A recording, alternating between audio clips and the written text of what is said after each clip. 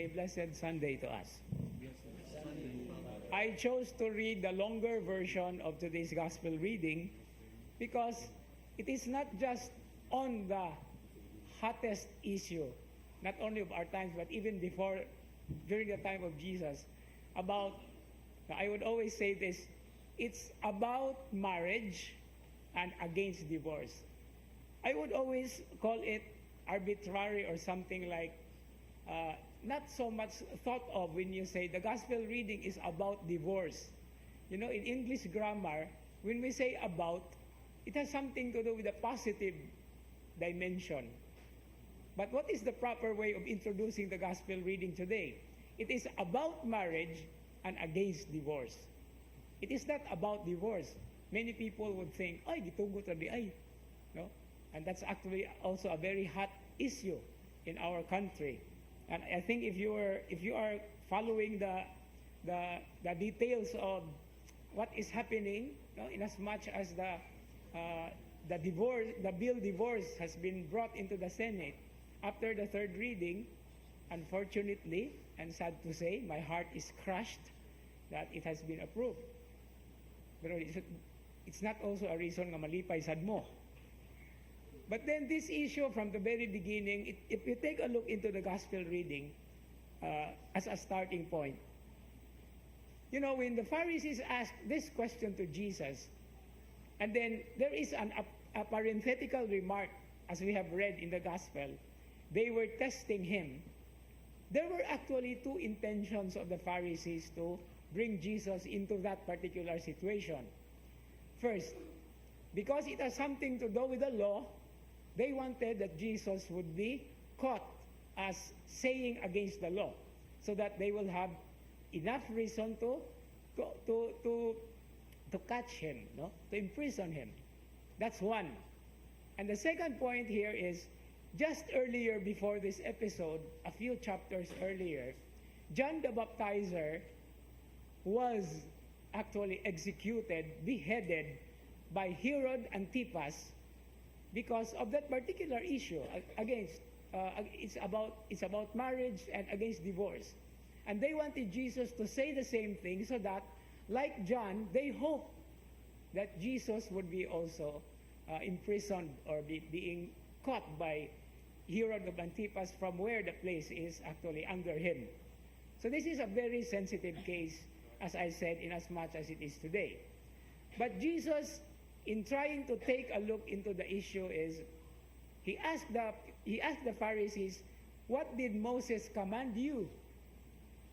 No, he was actually taking a look into where it comes from, because this comes from Deuteronomy chapter 24 verse 1, this particular issue.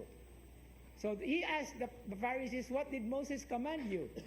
But were the Pharisees able to give him the proper response? If we try to take a look into the text, it is not the proper response, because what they gave to Jesus was an exception. And by the way, if we study carefully the text and back to the Jewish perspective, this exception is actually to protect the wife, because only the husband has the right to do this. No? During the Bible study last Friday, I read two formulae, no, about how the dismissal is being read and being given. But then the point here is, what Jesus wanted to know from the Pharisees is actually the commandment, but they only gave the exception. And then it is a very clear indication that what Moses was doing was to prevent an abuse into such a practice. Why? If the husband, for example, there are two schools of the Jewish rabbis, or the rabbinic schools, the school of Shammai and the school of Hillel. And one of these schools is too particular. Ingon dito ang law, for example. If the wife spoils the food, if the wife is always gallivanting and going on the streets, if the wife's voice can be heard to the next house, the man can actually issue a bill of divorce. Something to that point, no? So mahimo na lang murag simple na lang kaayo. It can be done at random. But here Jesus is defending what from the very beginning has been ordained. And so While the Pharisees asked the question based on Deuteronomy, Jesus went back as far as Genesis. No? So this is how the argumentation will be taken into perspective. And from the very beginning, from the act of creation, that has always been the case.